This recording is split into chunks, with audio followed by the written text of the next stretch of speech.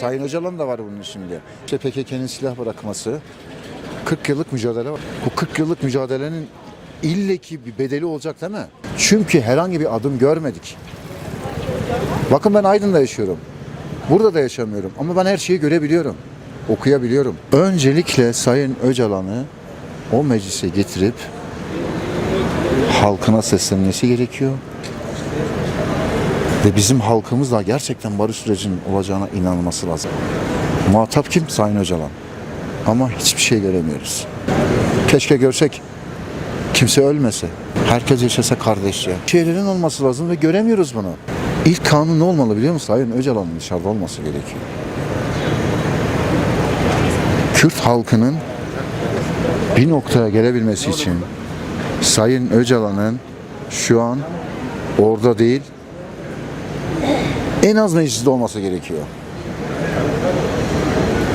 Bu nedenle atılmamış bir adıma ben inanmıyorum arkadaşlar. İnşallah olur. İnşallah insanlar ölmez.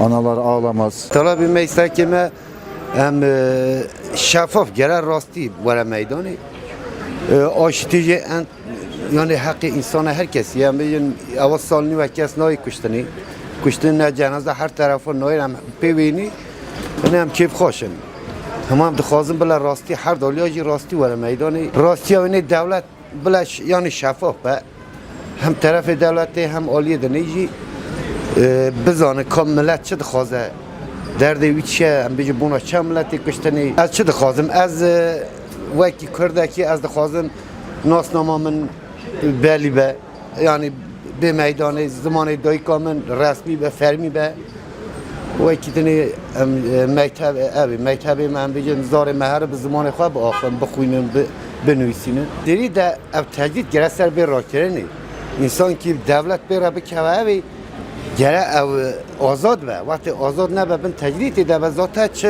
qîmeta wê wata wê evê nîne aşîtiyê nîne Avulê evê azad be paşê çimku devlet wî re ketiye evê muzakereyê ketiye evê bazarê yan çi be axîkî ev azad be em ê jî pê re em ê baweriya me ê pê bê rastayê wana em erê em hes dikin bawer dikin hema îro wê gavê çi berbiçav tune baweriya me vê saetî pê hani aşitî her zaman baweriya me pê heye em pê aşitî ne hema yasa gere deke mîsoger be qanûnî be Evana ve govi çe berbiçavtın.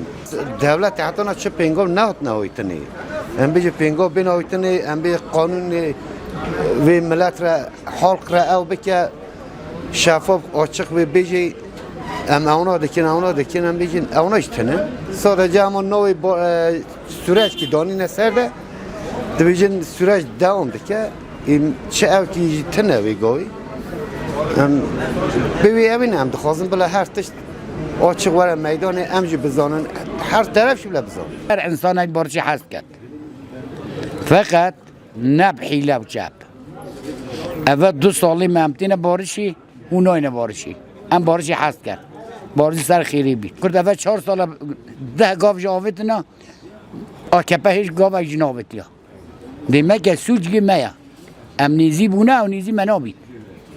Gerek bit eri. Kurd ve henda salê barışa. Şer nevît, herm nevît, xwîn nevît. Hema ew xwînî ew xwînxwara xwînê dixwazîn. Em dawa xwînî nake.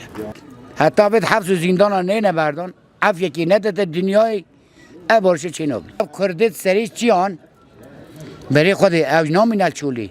Gerek ev yekî derbêxît ew gen jî bîne dev dayika xwe, dev babikê xwe. Herkese aca deybabê xwe dikêşît. belki az Kürt'ü ne bileyim az kçanime barış ya. Barış ya çiya. Barış gerek ev khune bsekinit. Ev gence bina mala xo. Evet hafız zindana bina berdan. Barış eve.